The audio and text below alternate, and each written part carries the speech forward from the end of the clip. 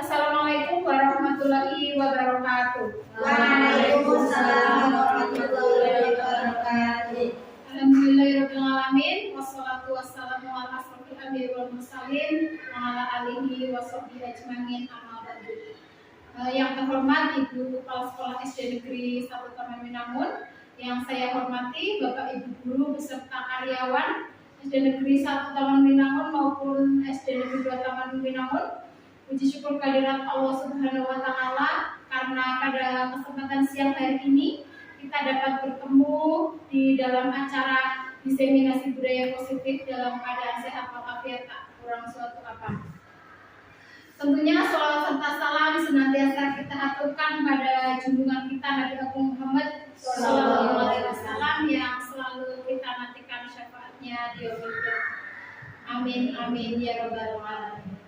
Bapak Ibu guru yang berbahagia, demi kelangsungan acara pada siang hari ini, izinkan saya membawakan acara pada pagi hari ini. Urutannya yang pertama yaitu pembukaan, lalu dilanjutkan yang kedua sambutan dari Kepala Sekolah SD Negeri 1 Taman Winangun, dilanjutkan dengan diseminasi budaya positif, dan yang terakhir penutup. Mari Bapak Ibu kita buka acara pada siang hari ini dengan bacaan basmalah bersama. Bismillahirrahmanirrahim. Memasuki acara yang kedua yaitu sambutan dari Ibu Kepala Sekolah SD Negeri 1 Taman Winangun. Kepada beliau kami persilakan.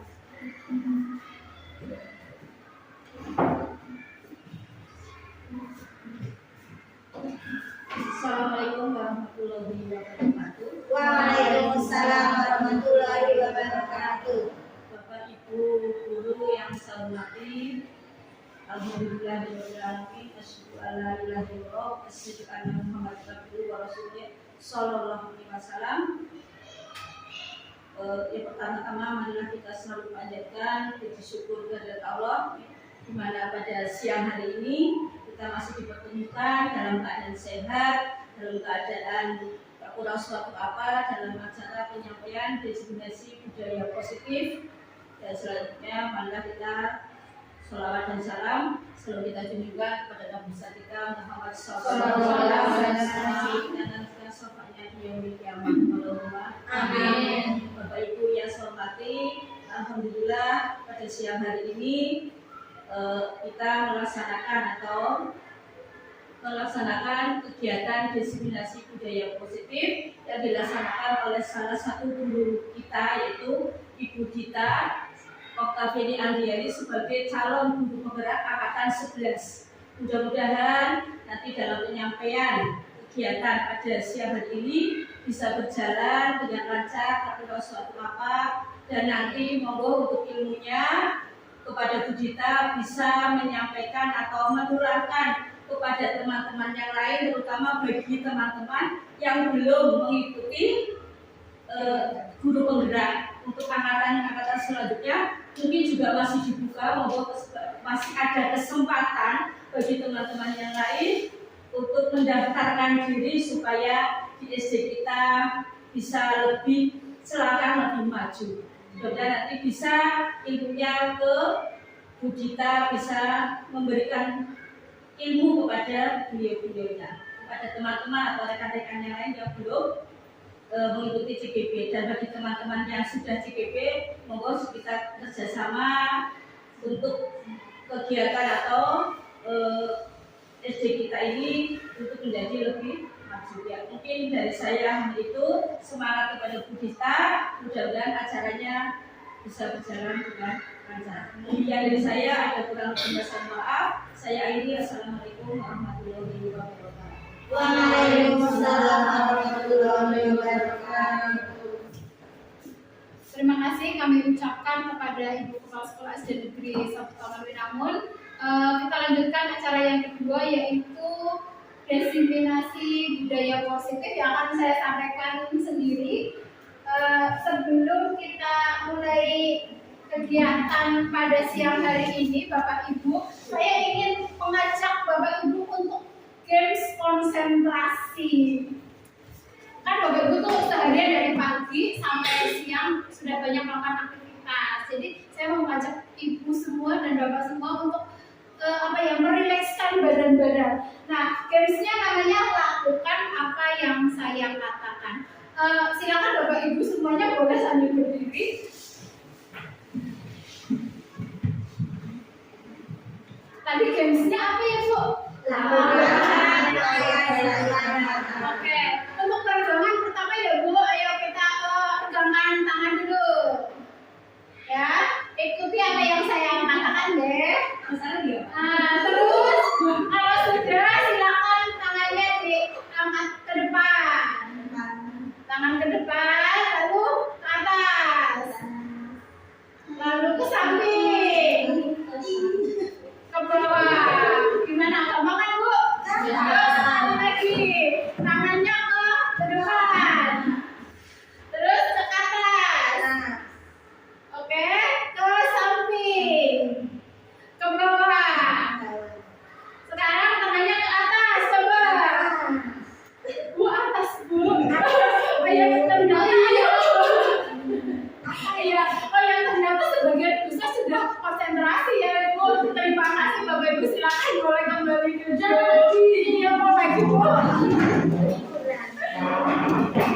Nah Bapak Ibu semuanya, kali ini saya ingin menyampaikan tentang budaya positif. Mohon maaf sebelumnya, saya di depan sini bukan berniat untuk menghubungi Bapak Ibu semua, tapi saya ingin menularkan secuil ilmu yang saya dapatkan dalam program guru penggerak.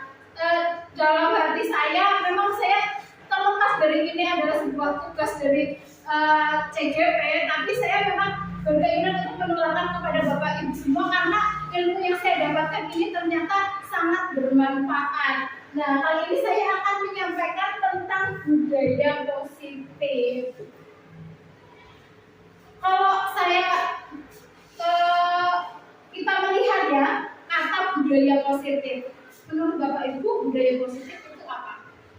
Ada yang bisa membantu saya untuk menyampaikan pendapatnya? Monggo, budaya positif itu apa sih? Kalau hanya lihat budaya positif atau budaya positif, menurut Bapak Ibu artinya apa? Oh ya, coba Bu Novi silakan. Terima kasih. Kalau menurut saya budaya positif itu hal-hal yang baik-baik. Oh, hal-hal yang baik-baik. Oke. Mungkin ada Bapak Ibu lain yang menyampaikan apa subhanallah. Budaya positif menurut saya itu merupakan kebiasaan yang baik yang sudah berjalan. Hal baik, kebiasaan baik yang berjalan di sekolahan ya Bu. Monggo Bu Hamidah. Kegiatan budaya positif biasanya kegiatan yang sering kita lakukan dalam kehidupan sehari-hari, tapi yang bersifat baik itu misalnya. Oh iya, betul sekali Bapak Ibu guru semuanya yang Bapak Ibu sampaikan betul. Budaya positif itu adalah hal-hal baik tadi yang kita lakukan dalam kehidupan sehari-hari. Nah, dari teori yang ada bahwa budaya positif itu yaitu adalah nilai dan kebiasaan di sekolah yang berpihak pada murid agar mereka dapat berkembang menjadi pribadi yang kritis, penuh hormat dan bertanggung jawab. Nah, itu adalah budaya positif. Jadi budaya positif adalah suatu nilai-nilai atau kebiasaan yang sudah membudaya di sekolah kita. Dan tujuannya apa? Tujuannya adalah untuk membentuk siswa sesuai dengan profil pelajar Pancasila. Tujuannya itu.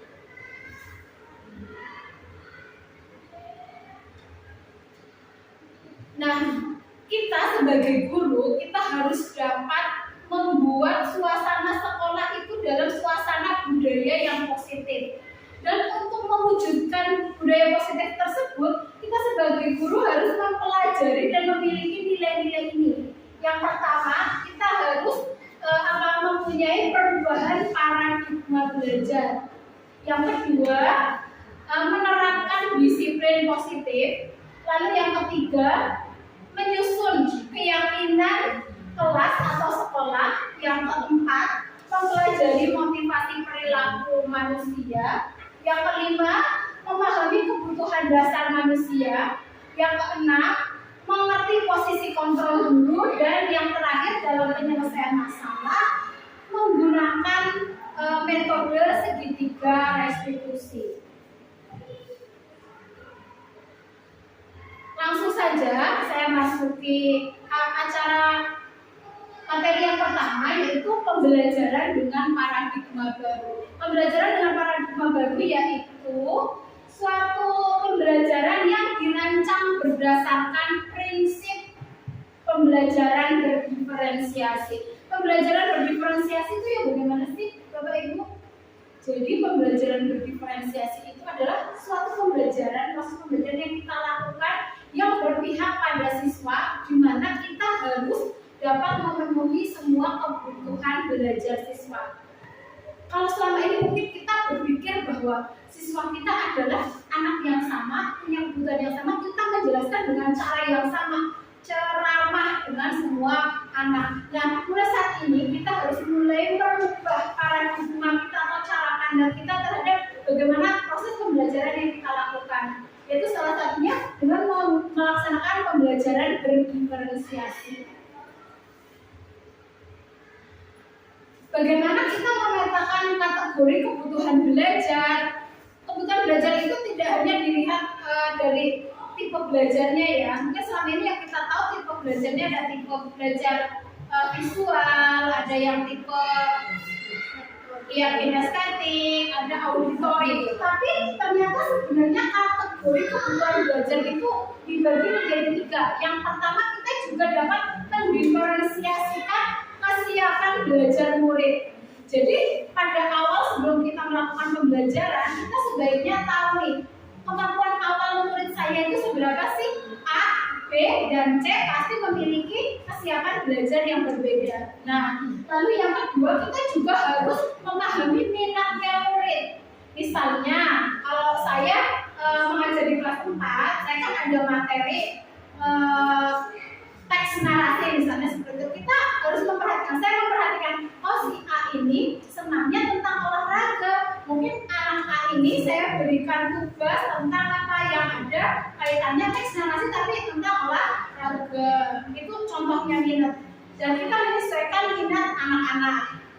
Lalu yang ketiga adalah kategori profil belajar murid. Tapi belajar murid maksudnya apa? Ketika kita melaksanakan pembelajaran, kita harus tahu dulu lingkungan belajar murid saya itu seperti apa ya, misalnya di rumah seperti apa.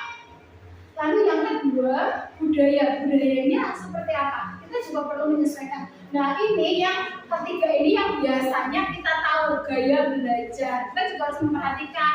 Mungkin murid kita ada yang tipe visual, anak-anak tuh lebih paham kalau misalnya belajarnya melalui gambar, video gitu. Ada juga yang tipe auditory. Yang mari kita sebagai guru memfasilitasi anak dengan mungkin menyediakan rekaman suara. Untuk yang tipe kinestetik, ya kita buat pembelajaran yang semenarik mungkin, misalnya dengan mencari kata karun atau teka-teki atau games juga boleh. Yang penting dalam proses pembelajarannya itu yang tipe kinestetik tidak mengganggu yang lain. Kita kan pasti bisa merancang hal itu, guys. Untuk materi yang selanjutnya yaitu tentang disiplin positif. Disiplin positif adalah salah satu cara penerapan disiplin yang bertujuan untuk menumbuhkan kesadaran serta memberdayakan peserta didik tanpa imbalan penghargaan, ancaman atau hukuman. Jadi Bapak Ibu di sini semuanya saya ingin menyampaikan bahwa kita sebagai guru sekarang harus mulai mengurangi apa yang namanya pemberian hadiah dan juga pemberian hukuman. Kenapa begitu? Karena kita mengharapkan bahwa anak-anak memiliki suatu nilai-nilai itu berdasarkan dari apa? Motivasi dari dalam diri. Kalau kita misalnya memberikan hadiah kepada murid kita, misalnya saya memberikan hadiah kepada murid saya itu melakukan suatu nilai kebaikan itu karena ada tujuannya. Oh, saya ingin dapat hadiah dari guru. Nah, itu namanya motivasi ekstrinsik. Nah, iya. Jadi kita itu berusaha bagaimana caranya anak itu memiliki motivasi intrinsik.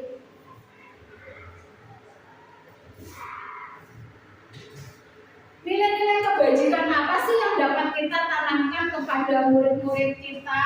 Nah, ini kalau menurut Prof. profil pelajar Pancasila, disiplin atau nilai-nilai kebajikan yang dapat kita ajarkan antara lain beriman dan bertakwa kepada Tuhan Yang Maha Esa, berakhlak mulia, berkebinekaan global, gotong royong, mandiri, kreatif, dan bernalar kritis.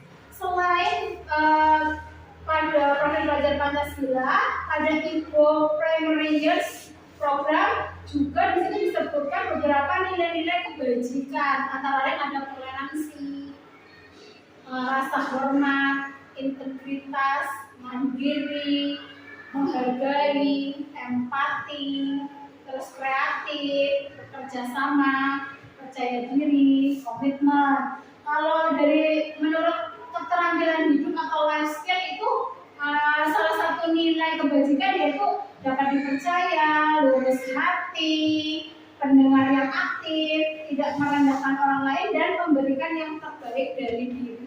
Jadi mungkin sebenarnya nilai-nilai kebajikan itu tidak hanya yang ada di dalam teori ini ya Bapak Ibu, kita juga bisa memberikan kepada anak atau menanamkan kepada anak nilai-nilai kebajikan yang lain selain yang di sini. Nah, kita tujuannya inginnya ya Bu, inginnya kita memberikan kepada murid itu motivasi intrinsik agar anak memiliki nilai-nilai ini. Tapi dari dalam diri, bukan karena hukuman, bukan karena hadiah. Bagaimana kita dapat mewujudkan nilai-nilai tadi supaya anak memiliki nilai-nilai kebajikan? Yang dapat kita lakukan adalah sebagai guru kita dapat mewujudkan terbentuknya keyakinan sekolah atau kelas dengan adanya kesepakatan dengan murid. Jadi Bapak Ibu, mumpung masih awal tahun ajaran, mungkin Bapak Ibu bisa mulai untuk merancang atau menyusun keyakinan kelas atau sekolah bersama murid-murid kita. Kenapa sih sekarang keyakinan kelas, kenapa sudah tidak peraturan lagi sih? Kalau peraturan itu adalah dibuat oleh seseorang, mungkin dibuat oleh kepala sekolah, mungkin dibuat oleh guru. Berbeda dengan keyakinan kelas atau sekolah. Kalau keyakinan kelas atau sekolah itu kita rancang bersama dengan anak-anak. Jadi anak-anak tahu saya inginnya seperti apa, nilai apa yang ingin saya tanamkan dalam diri saya. Anak-anak juga tahu. Nah, itu salah satu cara untuk menanamkan motivasi intrinsik pada anak, yaitu menyusun keyakinan kelas. Nah, bagaimana sih cara menyusun keyakinan kelas? Yang pertama, Bapak Ibu dapat menggali peraturan-peraturan yang perlu disepakati di kelas. Karena murid kita masih SD, kita belum bisa menyampaikan langsung, ayo tuliskan keyakinan kita, itu kan belum bisa. Jadi kita pertama ya apa? Menggali dulu peraturan-peraturan apa ya yang misalnya seperti ini. Anak-anak untuk mewujudkan kelas yang damai, yang nyaman, yang bersih, kita perlu suatu aturan atau tidak? Perlu Bu, nanti kan seperti itu. Coba sebutkan, nanti anak-anak bisa menuliskan di sticky note. Tapi kalau anak-anak biasanya tulisnya begini, tidak boleh bertengkar dengan teman, biasanya kayak gitu. Terus tidak boleh membuang sampah sembarangan. Biasanya kalau anak-anak masih SD ya, itu adalah seperti itu tulisnya. Atau tidak boleh berbicara sendiri ketika guru menjelaskan. Misalnya tadi tidak boleh bertengkar dengan teman, sebenarnya kan ada nilai kebajikan di situ. Apa nilai kebajikannya? Saling menghormati. Saling menghormati bisa, rukun bisa. Sebenarnya di situ ada nilai kebajikan kan. Cuma anak memang masih menggunakan bahasa yang negatif, pakai tidak, pakai jangan. Nah, untuk selanjutnya kalau anak-anak sudah menuliskan di sticky note, boleh ditempelkan di kertas plano di depan. Nah, nanti tugas kita adalah mengubah peraturan-peraturan yang sudah dibuat oleh anak-anak tadi ke dalam kalimat positif. Misalnya tadi, jangan berantem dengan teman, berarti kita ubah ke kalimat positif. Saling rukun dengan teman, misalnya gitu. Misalnya anak tulisnya jangan membuang sampah sembarangan, berarti akan buanglah sampah di tempatnya. Contohnya seperti itu. Jadi dalam menyusun keyakinan kelas nanti buatlah menggunakan kalimat positif. Walaupun anak tadi merancangnya menggunakan kalimat negatif, kita nanti yang meluruskan, merubah ke kalimat positif. Lalu kalau sudah dirubah menjadi kalimat positif, selanjutnya kita dapat menyusun peraturan-peraturan yang sudah dibuat menjadi sebuah nilai-nilai kebajikan. Tadi contohnya ada kerukunan, menghormati, menghargai, seperti itu. Nah, bisa kalau sudah dibuat bisa dikreasikan dengan anak-anak lah. Mungkin menggunakan kertas asturo, anak sambil menghias, membuat sendiri, nanti ditempel di kelas. Nah, itu menjadi keyakinan bersama di kelas yang harus diyakini bersama. Kalau dulu tulisannya aturan, kata-katanya aturan, sekarang kita ubah menjadi keyakinan kelas.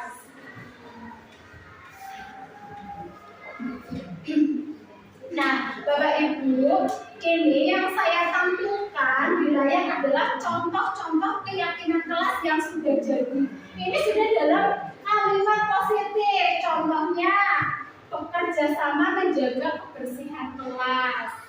Pasti tadi anak-anak nulisnya jangan membuang sampah sembarangan gitu. Nah, ini dirubah menjadi kalimat positif. Jadi bekerja sama menjaga kebersihan. Lalu ini saling peduli, menghargai dan membantu. Nanti misalnya kalau guru sedang menerangkan tidak boleh bicara sendiri-sendiri. Artinya kan ada nilai di sini ya, menghargai. Nah, tugas kita itu nanti mengarahkan kalimat-kalimat yang negatif itu menjadi kalimat positif. Dan kita menanamkan sedikit demi sedikit nilai-nilai itu kepada anak didik kita. Nah, untuk materi selanjutnya yaitu tentang kebutuhan dasar manusia. Ini saya ingin bertanya kepada Bapak Ibu semuanya ya. Kalau menurut Bapak Ibu punya kebutuhan apa sih Bapak Ibu? Coba siapa yang ingin membantu saya menjawab kebutuhannya apa ya? Ya, Bu Novi silakan. Diperhatikan. Oh, Bu Novi ingin diperhatikan. Kalau kata Bu Novi, diperhatikan adalah hal yang sangat penting. Tapi Bapak Ibu yang lain ada kebutuhan lain selain ingin diperhatikan? Ingin disayang, diperhatikan, disayang. Diperhatikan dan disayang. Ada lagi yang lain? Makan minum. Oh, makan minum. Berarti punya makan minum terus pakaian. Oke, bisa juga ingin didengarkan. Oh, berarti kan ya.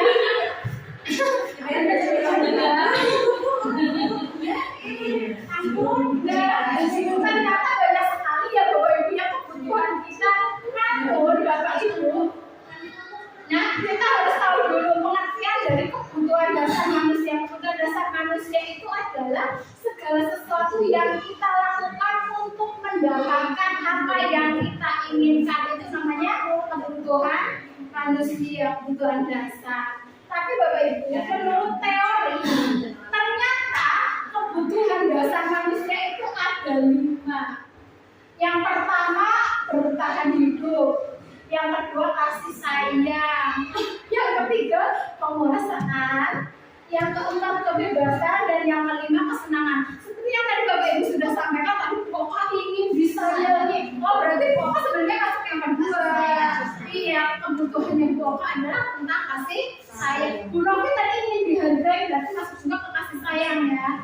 Tadi Bu Novi butuh makan. Oh, makan itu adalah bertahan. Iya, pakai apa? Senang. Bahkan pokok. Iya, untuk bertahan hidup juga ya. Kalau nggak pakai hidup gimana? Selanjutnya, tadi siapa lagi? Sudah ya? Sudah. Nah, ternyata dari teori yang saya pelajari dalam calon guru penggerak ini ada 5 kebutuhan dasar. Nah, ini saya punya studi kasus yang terupdate di SD Negeri 1 Taman Pinang, yaitu ini, Ibu Oka sedang bingung menghadapi muridnya yang bernama Salsa karena setiap hari saat pembelajaran berlangsung, Salsa selalu tertidur di dalam kelas. Tapi selain Bu Oka, sebenarnya kita semua pasti pernah mengalami ya murid kita tertidur di dalam kelas. Karena kemarin saya juga baru ngobrol sama Bu Muda, ternyata murid Bu Muda yang namanya Skandal juga jadi di dalam kelas. Saya juga pernah mengalami Pak Juri tidur di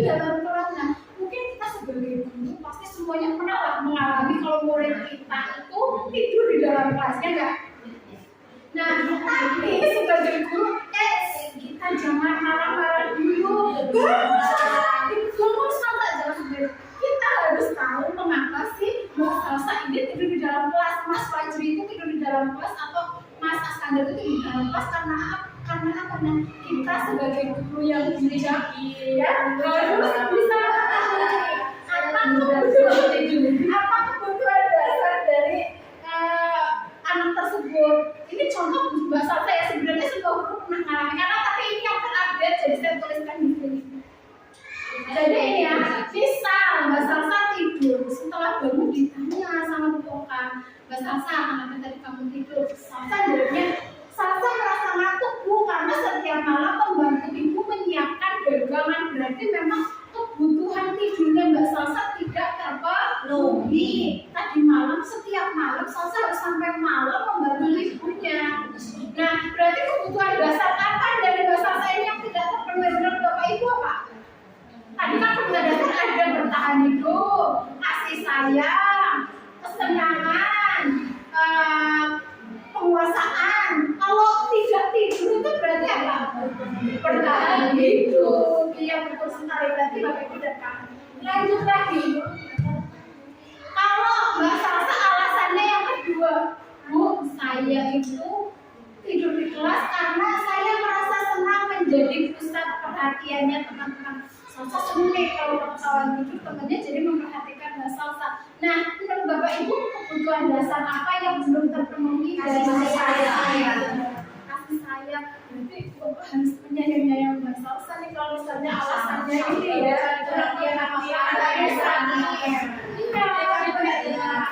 Iya, sebagai guru pakai ya kalau pas lagi olahraga, oh berarti ini anak perlu kasih sayang, oh berarti harus diperhatikan dari anaknya. Iya. Untuk selanjutnya, jika alasannya ketiga, mungkin alasannya Mbak Salsa, saya merasa bosan mengikuti pembelajaran di kelas. Menurut Bapak Ibu ini kebutuhan apa ya? Kebebasan. Berarti kita sebagai guru harus apa? Cari cara nih, gimana nih? Oh boleh ya, benar kata Bu Novi. Kita dapat memvariasikan metode atau cara belajar kita. Benar. Sebenarnya ada lagi, misalnya alasannya saya senang kan biar berpokok yang biasanya ngajar saya aja bisa nggak negur saya itu artinya Mbak Salsa apa? Penguasaan terhadap gurunya, kok aja yang biasanya negur saya nggak ditegur tidur. Nah itu berarti Mbak Salsa membutuhkan apa? Penguasaan. Nah kalau dibutuhkan penguasaan, caranya gimana sih kita memenuhinya? Contohnya ya diberi tanggung jawab, misalnya di kelas ya udah Mbak Salsa ini jadi salah satu pengurus. Misalnya itu kalau memang kebutuhannya adalah tentang penguasaan. Jadi kita harus menyesuaikan kebutuhan dasar anak-anak. Jadi ketika anak melakukan suatu tindakan yang menurut kita negatif, kita harus menelisik dulu penyebabnya apa, alasannya apa anak melakukan hal tersebut. Oke Bu? Oke. Selanjutnya. Nah, kalau materi selanjutnya adalah tentang motivasi perilaku manusia. Saya ingin tanya sama Bapak Ibu semua nih. Bapak Ibu semua tadi pindah ke sekolahan alasannya kenapa? Satu, untuk menghindari ketidaknyamanan atau hubungan saya karena harus absen. Nah, dua, mungkin untuk mendapatkan imbalan atau penghargaan dari orang lain. Biar kepala sekolah senang saya datangnya pagi. Atau alasan Bapak Ibu pindah ke sekolahan adalah untuk menjadi orang yang diinginkan dan menghargai diri sendiri dengan nilai-nilai yang diyakini. Jadi Bapak Ibu tadi pindah ke sekolahan alasannya apa? Monggo, ada yang mau menyampaikan? Takut kena sudah. Wah, Bu Novi pasti. Bu Novi ada di motivasi perilaku yang sekarang karena untuk menghindari ketidaknyamanan atau hukuman. Bapak Ibu yang lain ada motivasi yang lain ketika berangkat ke sekolahan? Biar dipuji. Ibu Novi dipuji siapa Ibu? Kepala. Oh ini dipuji kepala sekolah Bu Novi. Dipuji kepala sekolah ya Bu Novi, ya Allah. Yang paling rajin, berangkatnya pagi. Adakah Bapak Ibu guru yang memiliki motivasi yang ketiga, yaitu ingin menghargai diri sendiri dengan nilai-nilai yang diyakini? merasa malu apabila pendapatnya paling siang. Merasa malu jika berangkatnya paling siang. Ya itu sebenarnya kalau itu untuk diri sendiri itu adalah ini termasuk ini menghargai diri sendiri, ya. Nah, yang diharapkan adalah ketika kita melakukan suatu tindakan, motivasinya adalah yang ketiga ini, Bapak Ibu, karena menghargai diri kita sendiri dan meyakini nilai-nilai kebenaran itu yang akan kita lakukan.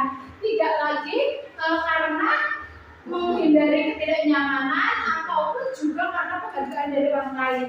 Karena ini yang satu dan kedua ini adalah motivasi ekstrinsik. Kalau yang ini adalah motivasi intrinsik dari dalam diri kita. Kita juga ingin menerapkan hal itu kan Bapak Ibu kepada murid-murid kita. Ingin. Ya kita inginnya anak-anak misalnya datang terlambat ya karena anak disiplin, bukan karena saya takut dihukum atau saya ingin dipuji ibu guru. Nah itu yang menjadi PR kita semua, bagaimana untuk menerapkan nilai-nilai kebajikan tersebut kepada murid-murid kita.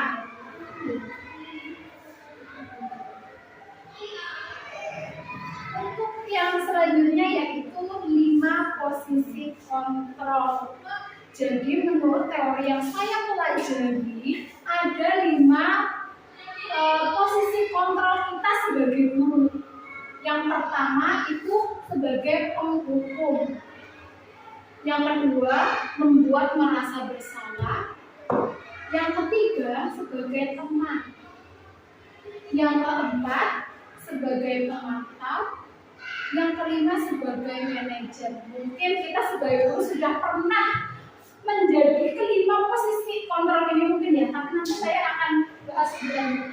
Nah, kalau sebagai penghukum itu yang seperti apa sih posisi guru sebagai penghukum?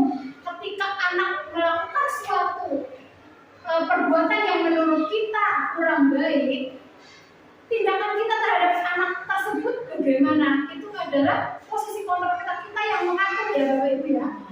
Nah, bisa jadi sebagai penghukum misalnya anak kasusnya siswa tidak menggunakan seragam lengkap saat upacara bendera.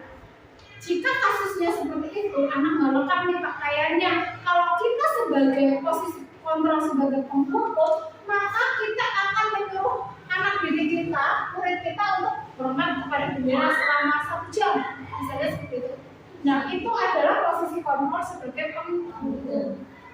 Anak nggak tahu tiba-tiba dihukum, itu namanya posisi sebagai penghukum. Sekarang kamu ini keliling lapangan 10 kali karena terlambat, padahal antara terlambat dan keliling lapangan tidak ada hubungannya, ya kan?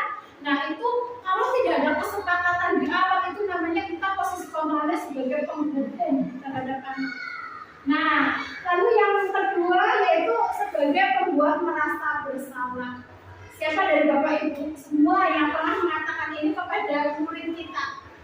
Sudah berapa kali Bapak Ibu nasihati kamu, tapi kamu tetap saja membuat guru kecewa. Kamu tahu tidak sih kamu sudah mengecewakan guru? Pernah Bapak Ibu? Nah, itu adalah posisi kontrol kita sebagai pembuat merasa bersalah. Tapi kalau yang kedua ini membuat anak menjadi kurang percaya diri ya Bapak Ibu. Untuk yang pertama dan yang kedua ini efeknya terhadap anak-anak itu jadi kurang percaya diri. Nah untuk posisi kontrol yang ketiga, saya juga sering nih kalau yang ketiga ya. Yang ketiga misalnya gini, ayo dong ikuti aturan sekolah, jangan ulangi lagi hal seperti ini. Nah kalau kata-katanya ayo dong, itu adalah posisi kontrolnya sebagai teman. Jadi kayak teman sama muridnya.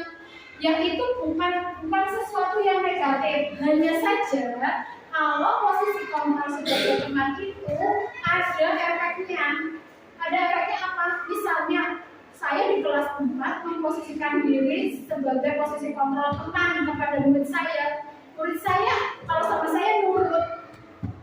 Suruh apa nurut? Karena ayah sama teman. Tapi nanti ketika naik di kelas 5 misalnya, mungkin Bu Suwanti itu kan cara menyampaikannya beda, mungkin bukan sebagai teman kepada murid-muridnya. Nah, kalau posisi kontrol sebagai teman itu hanya berlaku kepada guru tersebut.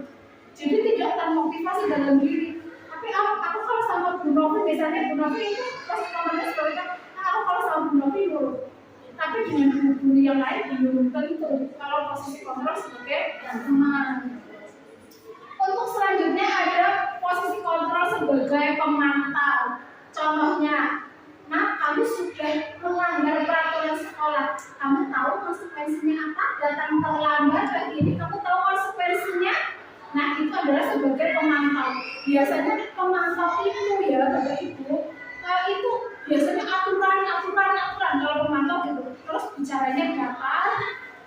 Tidak ekspresif, cuma hari ini kamu terlambat, kamu tahu kamu sudah melanggar peraturan, kamu tahu konsekuensinya. Nah contohnya seperti itu, bicaranya berapa dan biasanya tentang aturan-aturan yang disampaikan kalau sebagai pemantau. Nah, Bapak Ibu, sebenarnya yang diharapkan pada diri kita dalam penyelesaian suatu kasus di sekolah itu adalah posisi kita sebagai manajer, yaitu contoh kata-kata yang disampaikan kepada anak yaitu ini.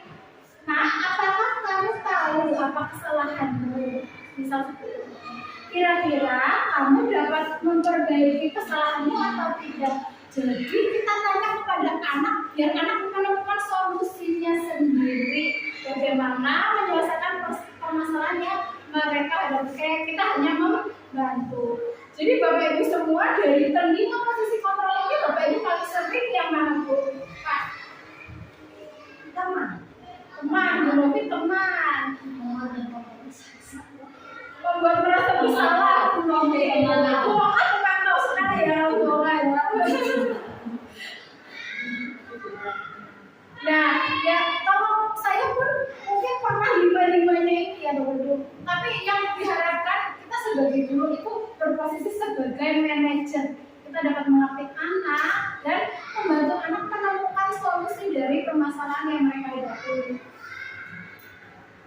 Contoh kasus. Misal saya sebagai guru saya mengatakan, ayolah lakukan demi Bapak Ibu guru. Karena Bapak Ibu ini posisi kontrol apa? Teman. Iya. Sebagai teman ya, ayolah kayak cuma teman. Ya. Selanjutnya, kalau ini tindakan kamu saat ini sudah bersalah.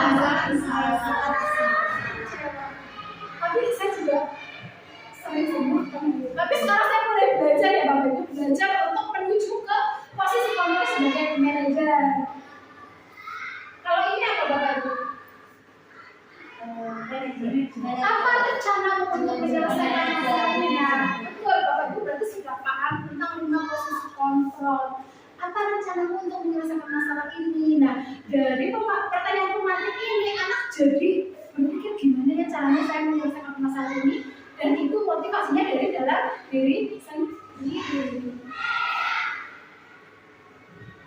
Nah, Bapak Ibu, sebenarnya dalam kita menyelesaikan suatu permasalahan dalam diri anak, kan kita kan pasti di sekolah sering yang mengalami anak membuat suatu masalah menurut kita bersalah, tapi kita harus menelisik ya alasannya apa. Kita jangan langsung marah ya Bapak Ibu ya.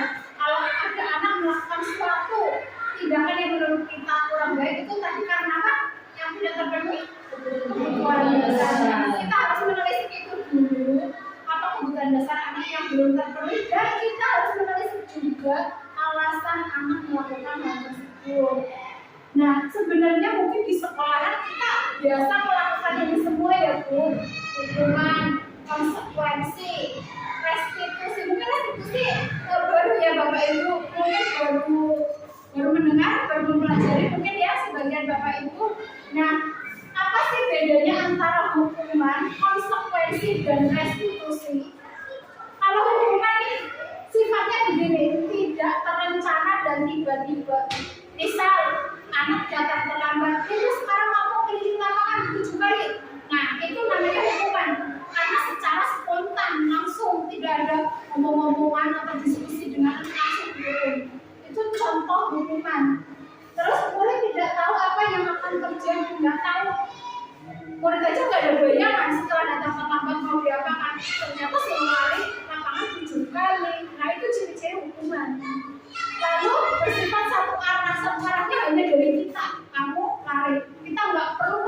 tujuannya anak setuju apa enggak lari, gitu ya. Lalu kalau hukuman itu berupa hukuman fisik atau psikis, tadi contohnya lari kan hukuman fisik, itu hukuman ya Bu, sifatnya spontan, langsung biasanya. Apa bedanya dengan konsekuensi? Kalau konsekuensi itu adalah terencana atau disepakati sesuai peraturan. Murid tetap dibuat tidak nyaman, tapi sikap guru selalu memonitor murid. Misalnya dalam aturan sudah ada dalam kesepakatan dengan anak. Misalnya jika anak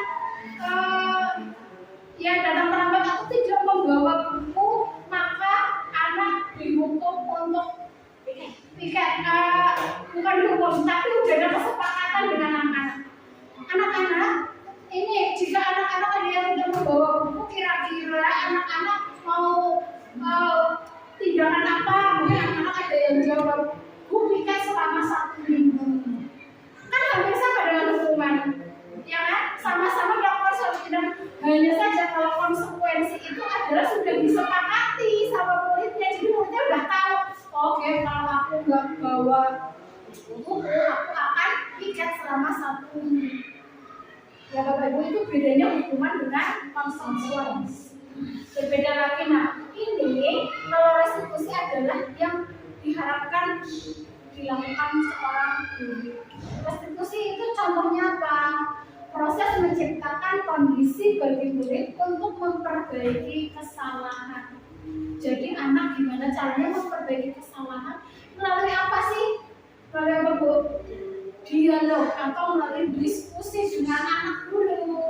Lalu ada proses kolaboratif yang mengajarkan murid untuk mencari solusinya sendiri.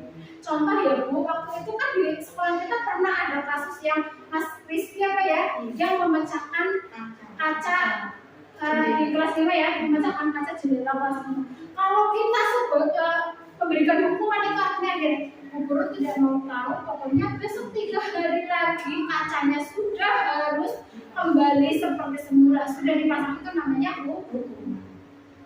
Tapi jika sebelumnya ada kesepakatan atau kesepakatan dengan murid, misalnya jika ada murid yang merusak fasilitas sekolah harus mengganti atau memperbaiki, jika ada kesepakatan seperti itu, anak mengganti, itu namanya adalah konsekuensi. Tapi sebenarnya bukan itu yang diharapkan ya Bapak Ibu guru, baik hukuman ataupun konsekuensi.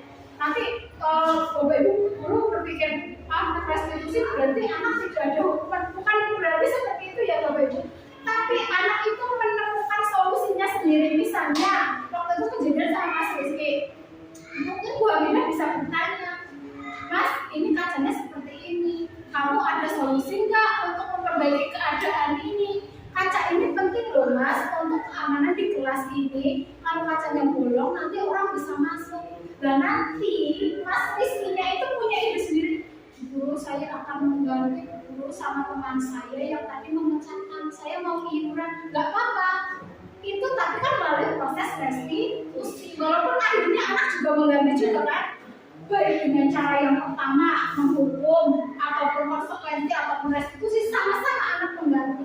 Cuma kita prosesnya penyampaian kepada anak itu sebenarnya melalui proses dialog. Jadi anak tidak merasa terpaksa sekali karena itu memang inisiatif dari dia sendiri. Saya juga masih belajar ya Bapak Ibu untuk mencoba ke arah restitusi dalam penyelesaian masalah ini. Saya tidak hanya saya terapkan di sekolah ya Bapak Ibu, tapi saya mulai terapkan juga ke anak saya. Ketika anak saya membuat suatu kesalahan, mungkin Bapak Ibu guru juga bisa menerapkan kepada putra-putri Bapak Ibu di rumah.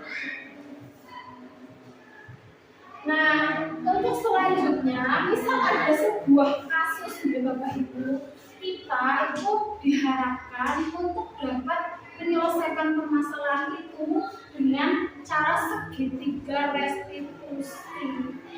Nah, segitiga restitusi itu apa sih? Segitiga restitusi yaitu suatu proses dialog yang dijalankan oleh guru agar menghasilkan murid yang mandiri dan bertanggung jawab.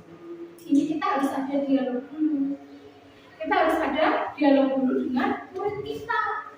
Jangan kita berikan langsung kamu dihukum, kamu apa, nah jangan seperti itu. Tapi kita dialog dulu dengan murid kita. Jadi dalam segitiga restitusi itu ada 3 tahapan ya Bapak Ibu. Yang pertama adalah menstabilkan identitasmu. Misal ada anak membuat suatu kesalahan apapun yang menurut kita salah, ya, itu tindakan pertama kita adalah menstabilkan identitas. Kalau sudah menstabilkan identitas, lalu yang kedua kita memvalidasi kebutuhan. Dan tindakan yang ketiga adalah menanyakan keyakinan kepada anak. Mungkin Bapak Ibu masih bingung menstabilkan identitas itu yang bagaimana sih? Nah, bisa ada suatu kasus. Nah, dalam posisi menstabilkan identitas ini, kita harus menerapkan prinsip membuat kesalahan adalah bagian dari proses pembelajaran. Ya, kita bisa membuat kata-kata ini nih kepada murid kita nih, berbuat salah itu hal yang wajar, Mak. Yang penting jangan diulangi lagi, misalnya seperti itu. Atau kita juga bisa mengatakan seperti ini. Tidak ada manusia yang sempurna, begitupun guru dan kamu. Nah, contoh seperti itu adalah tindakan menstabilkan identitas. Atau juga bisa berbicara seperti ini. Bapak Ibu guru juga pernah melakukan hal yang sama dengan kamu, tapi Bu Guru berusaha untuk memperbaikinya. Apa kamu ingin memperbaikinya juga? Contohnya seperti itu ya. Lalu kamu juga berhak merasa begitu. Itu adalah contoh-contoh untuk menstabilkan identitas. Setelah anak distabilkan identitasnya, anak itu kan udah, tadinya kan anak pasti kalau setelah membuat kesalahan, contoh misalnya tadi Mas Rizal ya, mecah kaca, pasti anaknya sudah sangat merasa bersalah. Tanpa kita salah-salahkan pun anak pasti sudah merasa bersalah, ya kan? Nah, ini kita perlunya menstabilkan identitas itu apa? Agar anak agak terangkat, yang tadinya lemah sekali jadi agak terangkat, tadinya takut. Tapi kan kalau setelah kita stabilkan, jadi anak kembali normal, jiwanya tenang. Setelah kita stabilkan identitasnya, lalu kita validasi tindakan. Dalam memvalidasi tindakan, kita itu harus menerapkan prinsip bahwa setiap perilaku berupaya untuk memenuhi suatu kebutuhan tertentu. Makanya tadi saya bilang, Bapak Ibu jangan buru-buru marah kepada anak didik kita, kepada murid kita, tapi kita harus tahu bahwa setiap perilaku anak itu memenuhi kebutuhan tertentu. Berarti ada yang kurang yang belum kita berikan kepada murid kita. Ibaratnya ya, murid kita Bapak Ibu adalah pembeli dan kita pedagang. Pembeli adalah begitu. Contohnya seperti itu. Murid kita adalah raja, ibaratnya seperti itu. Jadi bagaimana kita memperlakukan murid kita itu dengan sangat baik agar apa? Agar kebutuhan mereka itu terpenuhi, kebutuhan belajar mereka terpenuhi. Nah, pada saat validasi tindakan ini, Bapak Ibu bisa mengucapkan hal-hal ini. Misalnya, kamu pasti punya alasan, Nak, mengapa melakukan hal tersebut. Misalkan kamu menceritakan kepada ibu apa alasannya, misalnya itu. Atau kamu melakukannya karena mempertahankan sesuatu yang penting bagimu. Namanya seperti itu untuk memvalidasi tindakan. Nah, untuk tahapan yang terakhir dalam proses segitiga restitusi yaitu kita menanyakan keyakinan. Tadi kan di awal kita sudah membuat keyakinan kelas atau keyakinan sekolah bersama murid kita. Nah, jika terjadi suatu permasalahan kita tanyakan, nah, apakah itu sesuai dengan keyakinan yang sudah kita yakini bersama, yang sudah kita buat bersama? Tidak, Bu. Kita tanya, keyakinan mana yang sudah kamu langgar? Misalnya, ini Bu, saya tidak disiplin. Anak nanti sudah bisa menjawab sendiri. Terus kita juga bisa tanya, kamu ingin menjadi orang yang seperti apa sih? Yang baik, yang sopan, yang disiplin, atau orang yang misalnya dalam tanda kutip nakal, tidak sopan, misalnya seperti itu. Kita tanyakan kepada murid. Jadi dalam menyelesaikan suatu permasalahan, kita lakukan 3 tahapan yang tadi, Bapak Ibu. Yang pertama stabilkan identitas, yang kedua validasi tindakan, dan yang ketiga menanyakan keyakinan. Nah, Bapak Ibu, kemarin saya ini sudah praktek dengan murid saya bagaimana melaksanakan segitiga restitusi. Silakan Bapak Ibu guru untuk menyaksikan. Nanti mungkin bisa dipraktekkan dengan murid-muridnya Bapak Ibu. Selamat pagi Mbak Cika. Tadi Jelas apa dari ketua kelas.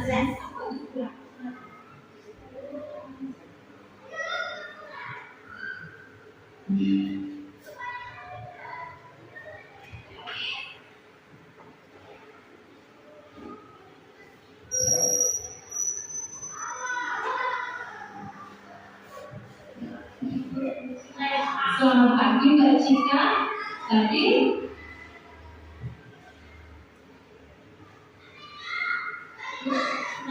Selamat pagi Mbak Cika. Tadi sebelum dengar dari ketua kelas, kamu habis berantem dengan Mas Alif. Iya Bu, habisnya saya kesal karena saya dituduh mencontek sama bahasa Indonesia. Oh begitu. Ya wajar lah kalau kamu kesal karena kamu dituduh mencontek. Pokoknya juga mungkin kalau ada di posisi kamu akan saja juga. Lalu apa yang kamu lakukan dengan Mas Alif? Saya marah-marah mau banyak sudah saya kasar. Oh begitu. Jadi tadi kamu sampai ke arah kasar kepada Mas Alif. Gue yakin pasti kamu melakukan hal itu ada alasannya.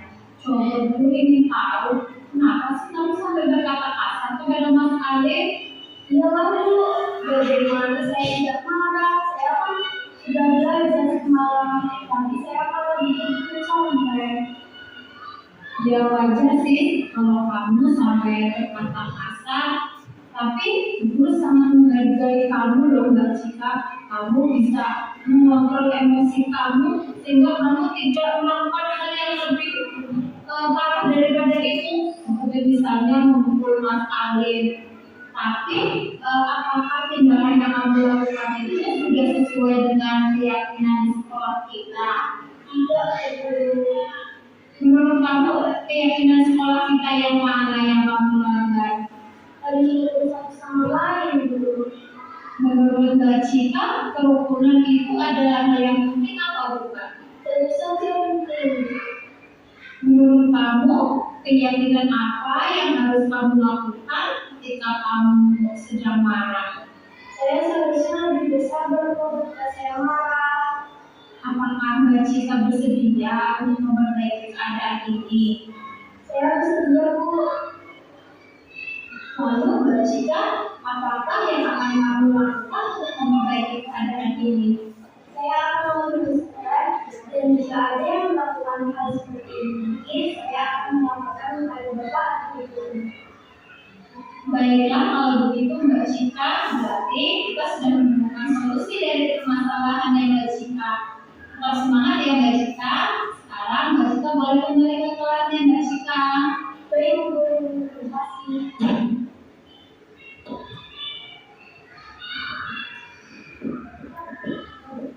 Assalamualaikum warahmatullahi wabarakatuh. Perkenalkan, nama saya Cinta Pratiwi Andriana. Saya siswa dari SDN 1 Taman Winangun. Saya sangat senang diajak berdiskusi oleh kita untuk mengendalikan emosi dan menyelesaikan permasalahan, sehingga saya bisa lebih bersabar dalam menghadapi permasalahan. Terima kasih Bu Rita. Wassalamualaikum warahmatullahi wabarakatuh.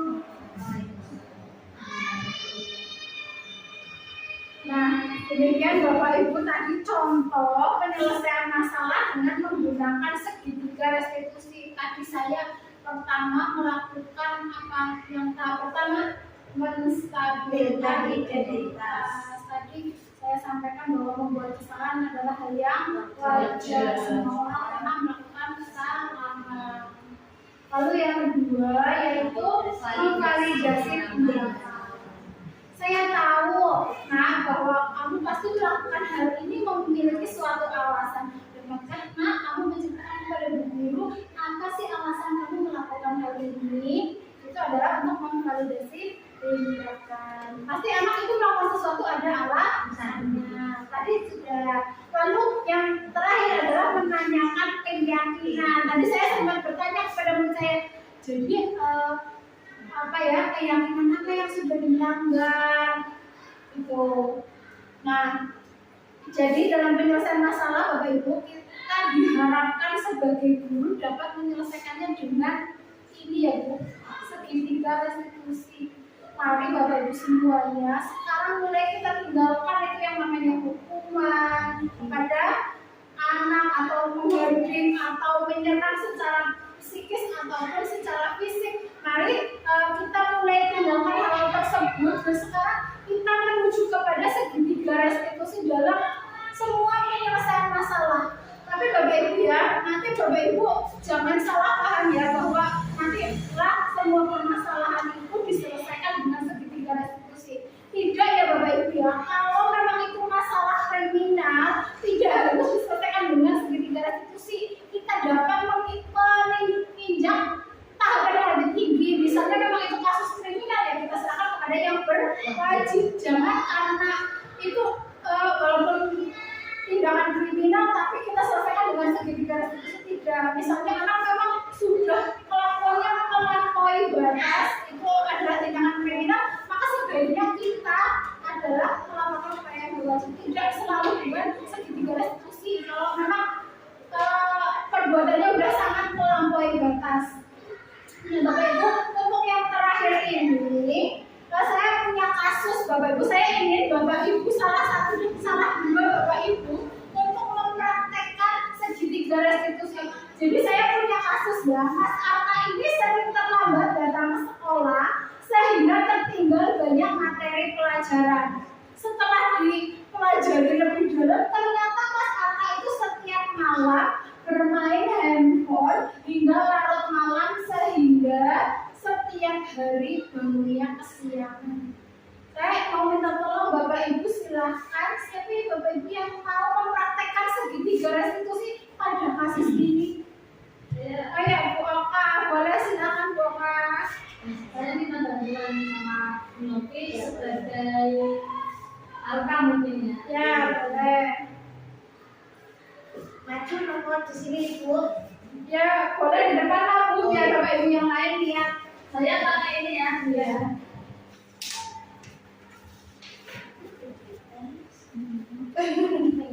Contoh, ini Bapak Ibu, sebelumnya ini adalah contoh penyelesaian kasus yang live ya Bapak Ibu. Langsung Bapak Ibu nanti bisa mempraktekannya dengan muridnya Bapak Ibu ketika terjadi suatu permasalahan. Monggo Oka dan Bu Novi. Terima kasih untuk waktunya. Dalam kasus ini ada seorang murid yang bernama Arka sering terlambat datang ke sekolah sehingga Arka tertinggal banyak materi pelajaran. Arka, Bu Guru mendapat laporan dari petugas piket. Katanya hari ini kamu terlambat ya datang ke sekolahnya. Iya Bu Guru. Coba kamu ingat kembali sudah berapa kali kamu terlambat datang ke sekolah? Berapa kali? 3 kali Bu Guru. Oke, Arka, sebagai manusia kita semua pasti pernah berbuat kesalahan. Tapi mari kita fokus untuk memperbaiki masalah ini. Apakah Arka ingin memperbaiki masalah ini? Iya Bu Guru. Baik, Bu Guru yakin Arka pasti sudah berusaha semaksimal mungkin agar tidak terlambat datang ke sekolah. Betul kan? Betul Bu Guru. Nah, Bu Guru juga yakin nih, pasti Arka punya alasan kenapa hari ini Arka datang terlambat. Bisa nggak Arka menceritakan kenapa Arka datang terlambat hari ini? Iya Bu Guru, tadi malam itu saya asik sekali main HP sampai tidak tahu ternyata sudah jam 12. Jadinya saya bangunnya kesiangan Bu Guru. Oh, jadi begitu ceritanya. Gara-gara HP kamu bermain HP terus sampai larut malam tidak sadar ternyata sudah dini hari. Nah, sekarang Bu Guru mau tanya Mas Arka, masih ingat nggak keyakinan sekolah kita? Kalau datang sekolah terlambat, apakah sudah sesuai sama keyakinan sekolah yang kita sepakati bersama? Tidak Bu Guru. Kalau tidak, sekarang Bu Guru tanya lagi. Coba, apa keyakinan sekolah kita yang kamu langgar? Kedisiplinan sekolah Bu Guru. Betul sekali. Nah, apakah menurut kakak kedisiplinan itu penting sekarang? Penting Bu Guru. Baik, sekarang Bu Guru mau tanya sama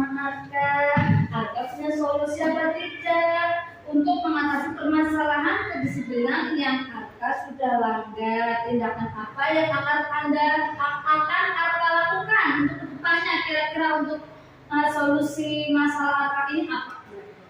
Saya tidak akan bermain HP malam-malam, Bu, biar nanti saya tidak perlu kesiangan. Jadi saya tidak terlambat lagi. Jadi datangnya tepat waktu. Iya, betul. Oke, sekarang Arka sama Bu Guru bekerja sama dengan orang tua juga untuk nanti Bu Guru akan meminta orang tua untuk mengingatkan ke Mas Arka ya supaya tidak main HP larut malam. Jadi kalau Arka sudah mulai bisa, Arka terus punya kesepakatan dengan orang tua jam 9 harus tidur. Nanti orang tua mengingatkan sehingga Arka itu tidurnya tidak terlalu malam karena main HP, sehingga bangunnya bisa lebih awal dan tidak terlambat lagi masuk sekolahnya. Seperti itu Mas Arka, oke? Iya, Bu Guru.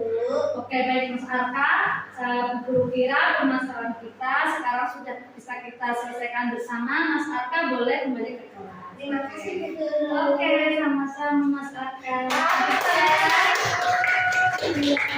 Jadi begitu ya Bapak Ibu, contoh dalam kita menyelesaikan suatu permasalahan. Sepertinya Bapak Ibu pasti bisa dan akan menguasai hal ini dan akan menerapkannya pada murid-murid kita, ya Bapak Ibu. Iya, siap, Bu.